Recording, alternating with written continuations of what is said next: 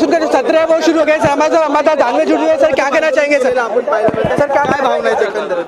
हे सर, हे पहा, या सरकारने 2 वर्षाचा कालावधी या सरकारला होतोय। ना शेतकऱ्यांना कोणता न्याय मिळाला, ना शेतकऱ्याला पिकाचा विमा मिळाला, ना शेतकऱ्याला दुष्काळाचं अनुदान मिळालं, ना शेतकऱ्याला अतिवृष्टीचं अनुदान मिळालं। बेरोजगारांना नोकऱ्या देण्याचं आश्वासन दिलं, ना नोकरी मिळाली। या राज्याचा विकास करायचा तर गुजरातचा विकास होतोय, हे राज्य गुजरातचा विकास व्हावा असा प्रयत्न करते, महाराष्ट्र मागे राहण्याचा प्रयत्न करत आहे। आणि म्हणजे सरकार नुसतं गाजर घ्या गाजर आंदोलन आम्ही केलं, कोणत्याही विषयात हे गाजर दाखवतो जनतेला।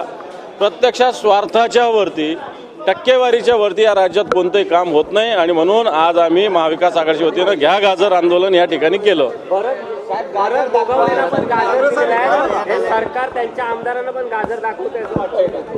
त्यांच्या आमदारांना गाजर कित्येक हजारो कोटीचा निधी दिलेला आहे, परंतु प्रत्यक्षात निधी प्राप्तच नाही, फक्त मंजुरी, प्रशासकीय मान्यता आहे।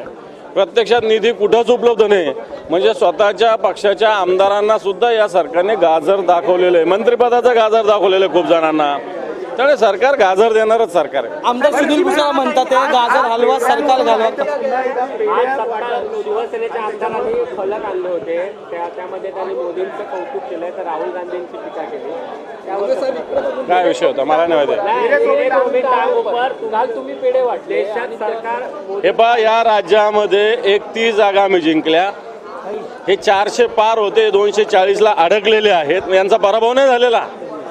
गिरेतोबी टांग उपकर, अरे हे गिरेतोबी टांग उपकर करतात। आज जे भारतीय जनता पार्टी 400 पार करणार म्हणत होते, 240च्या आतमध्ये अडकले। यांना 2-5 पक्षाचे पाठिंबा घेऊन सरकार चालवावं लागलं।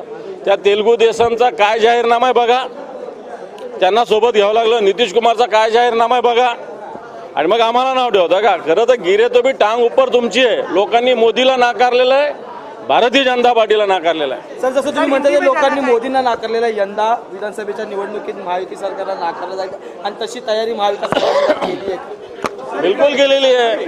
ज्या अर्थी 31 जागा आम्ही जिंकलो, त्या अर्थी सगळ्या विधानसभेचा जर रिव्ह्यू घेतलो तर जवळपास 180-85च्या वर जागेवर आम्ही बहुमत मिळवू अशा प्रकारची स्थिती या महाराष्ट्रात आहे।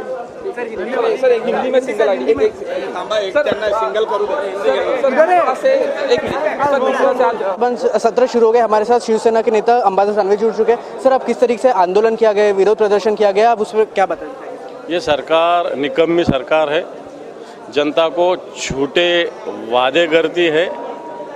ना किसानों को कुछ ये सरकार ने दिया है, ना जो बेरोजगार जवान है, नौजवान है, उनके लिए सरकार ने कुछ किया है। इस राज्य के डेवलपमेंट के लिए भी इसने सरकार ने कुछ भी नहीं किया है। इसलिए सरकार गाजर बताने वाला सरकार है, सिर्फ बातें झूठी वादे करने वाला है सरकार। इसके खिलाफ हमने आंदोलन। सर, आज अर्थसंकल्प भी आने वाला है, उस पर आप किस तरीके से क्या मांग करना चाहते हैं? सर, वो बजट में कुछ दे ही नहीं सकते, पिछले बजट का ही कुछ फुलफिल नहीं हुआ, तो ये बजट में ये क्या करेंगे? इसलिए हम गाजर बता रहे हैं ना। आज बजट का दिन है गाजर बताने वाले सरकार। ये थे हमारे साथ अंबादास दानवे, जिन्होंने बात किया कि किस तरीके से गाजर दिया जा रहा है और जो किसान है उन्हें कुछ नहीं दिया जा रहा है इस बजट सेशन में। कैमरा पर्सन कुणाल के साथ Prathamesh, India news, Mumbai. Sir, क्या कहना चाहेंगे सर, आज जो बजट हुआ है, क्या कहेंगे सर? बजट हुआ है, जुमला बजट है। इलेक्शन 2 महीने में आने वाला है और इलेक्शन के लिए वोट मांगने के लिए जो पॉइंट चाहिए, भाषण करने के लिए कुछ नहीं था इनके पास। तो ये भाषण करने के लिए पॉइंट्स तैयार किए, इसके बगैर ज़्यादा कुछ नहीं, सिर्फ लोगों को फंसाने के लिए किया हुआ बजट है। सर, लेकिन सर सत्ताधारी पार्टी की तरफ से कहा जा रहा है कि ये जो बजट है वो मध्यम वर्गीय लोगों के लिए है। नहीं, कुछ नहीं, लोगों के लिए कुछ नहीं करते है, लोगों का कोई फायदा इसमें नहीं है। ये थे हमारे साथ बाला साहब थोराट, जिन्होंने बात किया कि ये जो बजट है ये सिर्फ लोगों के लिए नहीं है, बल्कि ये सब जो एक चुनाव आने वाला है उसके लिए है। कैमरा पर्सन कुणाल के साथ प्रथमेश, इंडिया न्यूज़, मुंबई।